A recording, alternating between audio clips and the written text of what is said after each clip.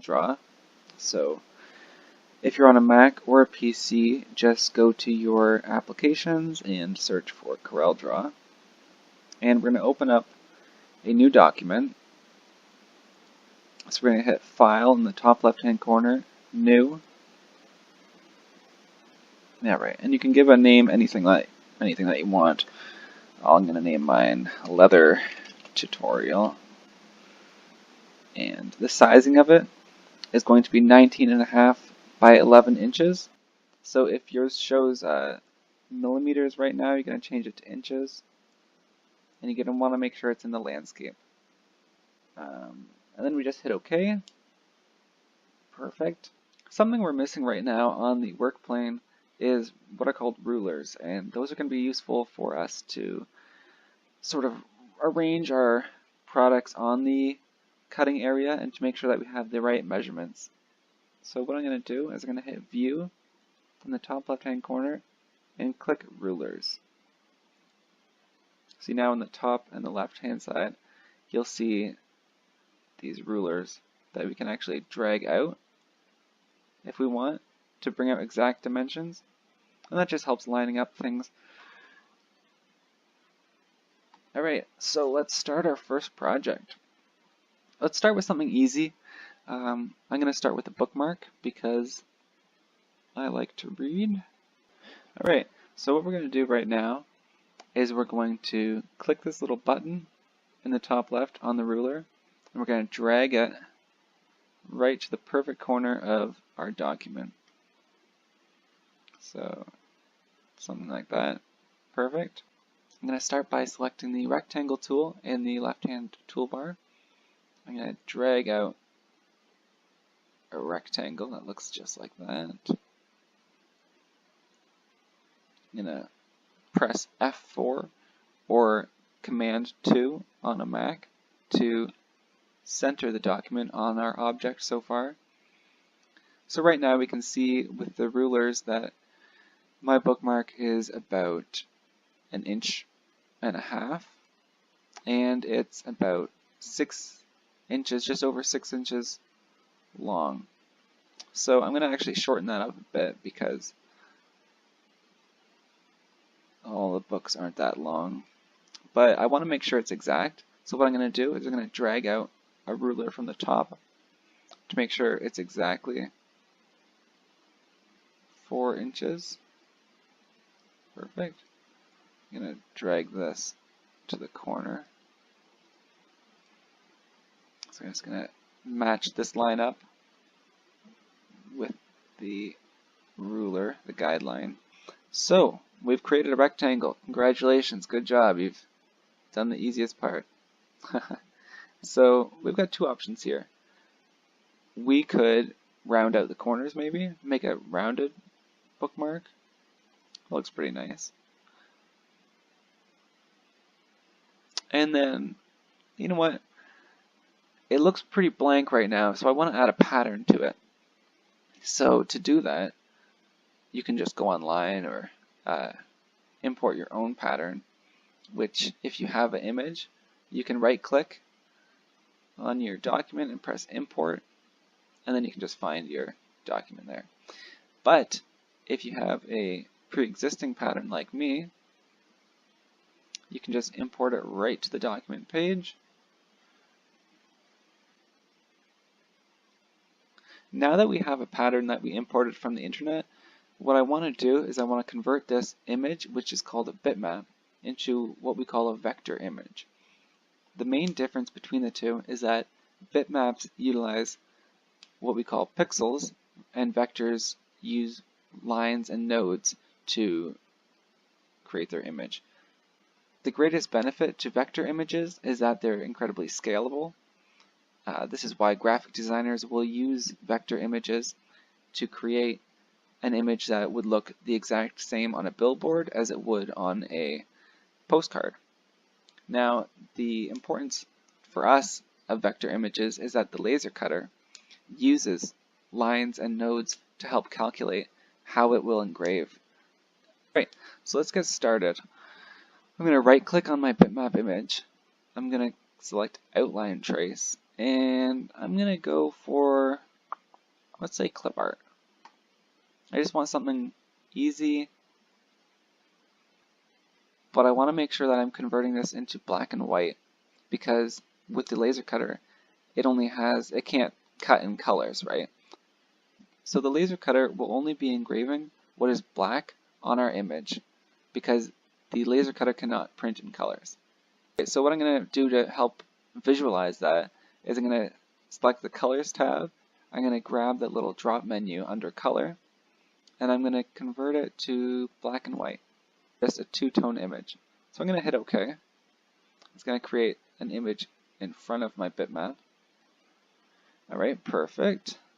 It's a little too big for, I'm just going to delete this other one as well. Alright, so here we've got the image, and I've got my bookmark. Now, what do I do now? Well, it's actually quite easy. What we're going to do is we're going to decide exactly where I want this image over top of my bookmark image. So in this case, I actually want them repeating. I want two images. So I'm going to copy this. I'm going to paste it below it. You can also use Control-C and Control-V as those.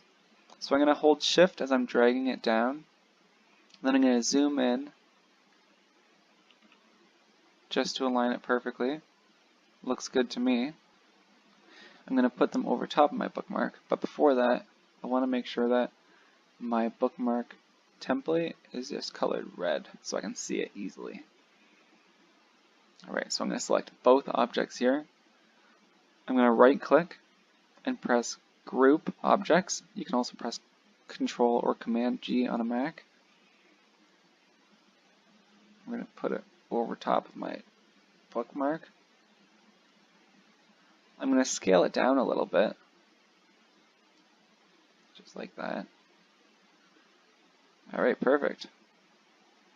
So now I'm going to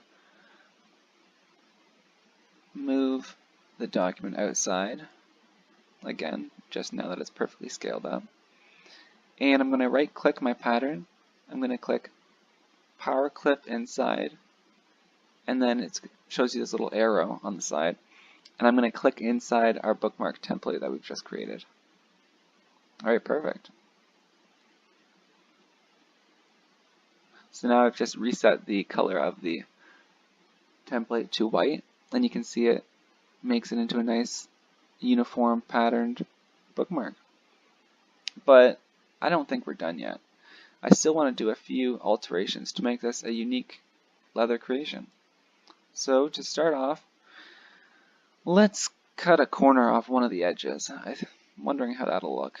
So just color that red so I can see it. I'm going to rotate it 45 degrees by pressing the Control or Command key, and it'll snap to that 45-degree angle perfectly.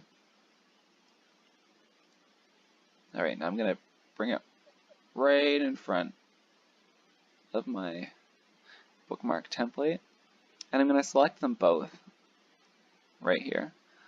And in the top toolbar, I'm going to select Arrange, and then Shaping. Now I want the template, but I don't want that red box. So what I'm going to do is I'm going to hit back minus front, and then as you can see, it just completely took that part off. It completely cut the square out from my bookmark template. And if we want to hang something or have tassels or something on our bookmark, we can also do that too. All we have to do is make like a circle with our circle tool.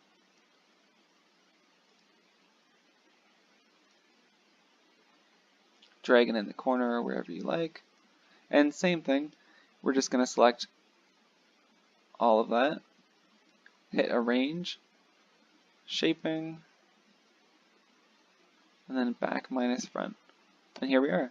We've created a circle in our bookmark. Alright, now I want to make something a little more unique. I want to add text to it. I want to add something that will make this inexplicably mine. So, you know what? let's add some text. But if I just add text right now to our document, you won't be able to see it that well, right? If I added text, let's say, I am job. Any Mrs. Doubtfire fans out there? Yeah. So basically, you can't really read that so well.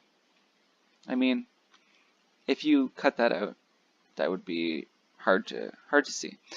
So what we're going to do instead is we're going to create some negative space that we can actually put our text into. So what I'm going to do is I'm going to draw another rectangle, a little smaller this time, and I'm going to color it red like the last time just so I can easily see it. I'm going to make it that same 45-degree angle that I did with the last one.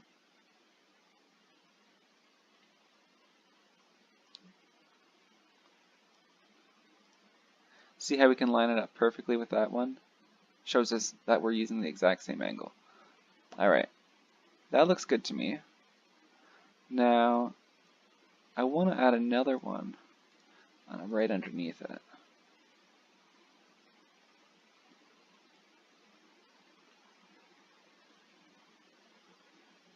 So I'm just going to drag it, just like that. Alright, perfect. So, the first thing I want to do here is I want to convert these images to curves to match the existing outline. So I'm just going to drag each edge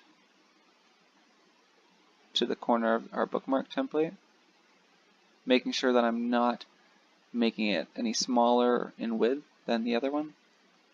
That looks good. Let's do that to the one below it.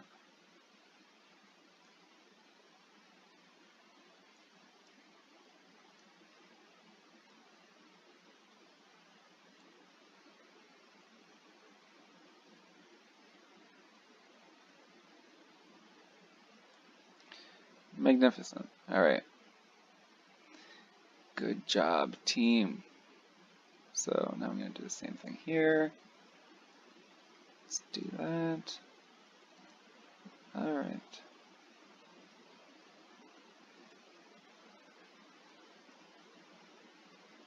We want to make sure it's actually being attached to the intersection here. Perfect. So that we have a perfectly flat line. Seamless. That'll help when we eventually get to the laser cutting part, because we want to make sure that the laser cutter is not making redundant trails. Alright. Looks good to me. Alright, what we want to do now is just select both those items by holding the Shift key while we click on both items. Send them back to a white. And now we've created that negative space that I was talking about. So I'm now going to select the text tool in the left-hand toolbox. I'm just going to click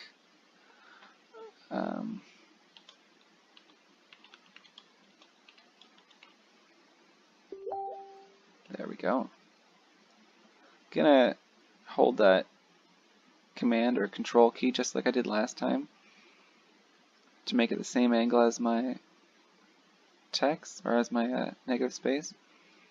It doesn't fit perfectly within the parameters, so I'm just going to scale it down a bit using the drag function.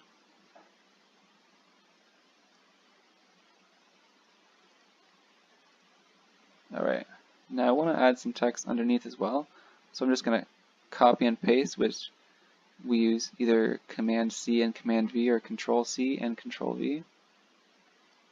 And here we go. Then I'm going to add some text underneath. Perfect. So there we are. We've created our first bookmark. And if we wanted to print this out or cut this out, all we'd have to do is 2 more steps.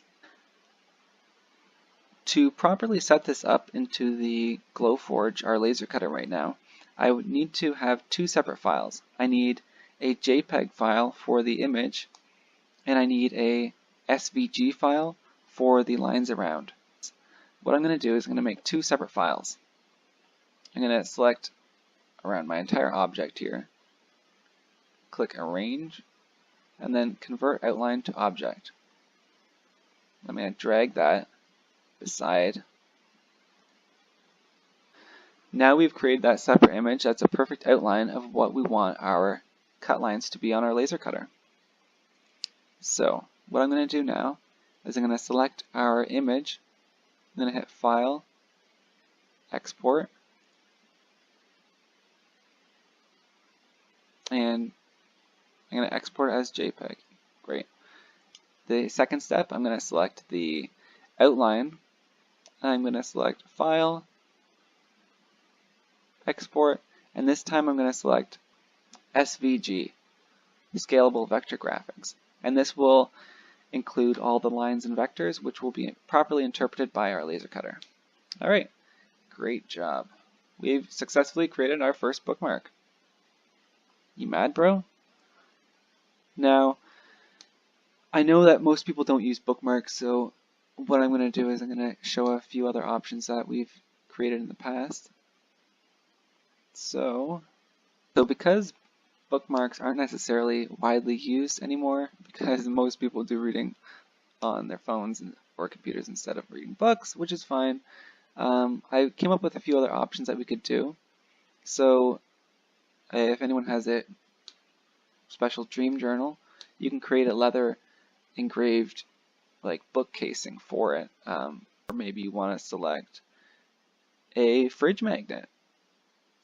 Maybe you want to create a leather wallet, or you may want to permanently fix your favorite pet onto a coaster, a leather coaster, for mugs and other hot drinks.